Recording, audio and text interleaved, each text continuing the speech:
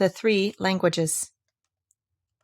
There once lived in Switzerland an old count who had an only son, but he was very stupid and could learn nothing. So his father said to him, "Listen to me, my son. I can get nothing into your head, try as hard as I may. You must go away from here, and I will hand you over to a renowned professor for a whole year." At the end of the year he came home again, and his father asked, "Now, my son, what have you learnt?" "Father, I have learnt the language of dogs." "Mercy on us!" cried his father. "Is that all you have learnt?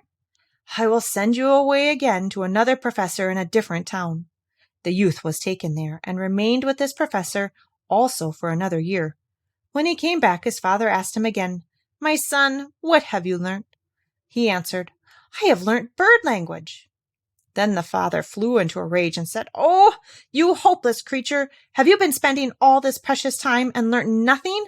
Aren't you ashamed to come into my presence? I will send you to a third professor, but if you learn nothing this time, I won't be your father any longer." The son stopped with the third professor in the same way for a whole year, and when he came home again, and his father asked, "My son, what have you learnt?" he answered, "Oh, my dear father, this year I have learnt frog language." Thereupon his father flew into a fearful passion and said, "This creature's my son no longer. I turn him out of the house and command you to lead him into the forest and take his life." They led him forth, but when they were about to kill him, for pity's sake, they could not do it, and let him go. Then they cut out the eyes and tongue of a fawn, in order that they might take back proofs to the old count. The youth wandered about, and at length came to a castle where he begged a night's lodging. "Very well," said the lord of the castle. "If you like to pass the night down there in the old tower, you may. Oh, but I warn you that it will be at the risk of your life, for it is full of savage dogs. They bark and howl without ceasing, and at certain hours they must have a man thrown to them, and they devour him at once." The whole neighborhood was distressed by the scourge, but no one could do anything to remedy it. But the youth was not a bit afraid, and said, "Just let me go down there to these barking dogs, and give me something that I can throw to them. They won't do me any harm." As he would not have anything else, they gave him some food for the savage dogs, and took him down to the tower. The dogs did not bark at him when he entered, but ran around him, wagging their tails in a most friendly manner, ate the food he gave them, and did not so much as touch a hair on his head.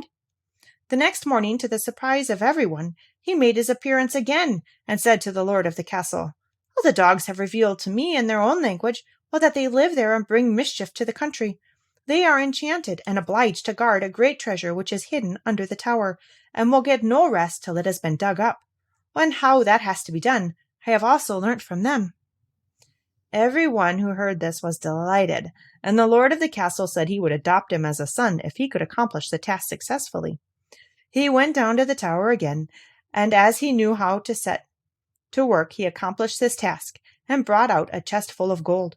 The howling of the savage dogs was from that time forward heard no more. They entirely disappeared, and the country was delivered from the scourge. After a time, he took it into his head to go to Rome. On the way he passed a swamp, in which a number of frogs were croaking. He listened, and when he heard what they were saying, he became quite pensive and sad. At last he reached Rome at the moment when the Pope had just died, and there was a great doubt among the cardinals whom they ought to name as his successor. They agreed at last that the man to whom some divine miracle should be manifested ought to be chosen as Pope. Just as they had come to this decision, the young count entered the church, and suddenly 2 snow-white doves flew down and alighted on his shoulders. The clergy recognized in this the sign from heaven, and asked him on the spot whether he would be Pope. He was undecided, and knew not whether he was worthy of the post, but the doves told him that he might accept, and at last he said yes. Thereupon he was anointed and consecrated, and so was fulfilled what he had heard from the frogs on the way, which had disturbed him so much, namely, that he should become Pope. Then he had to chant Mass, and did not know one word of it, but the 2 doves sat upon his shoulders and whispered it to him.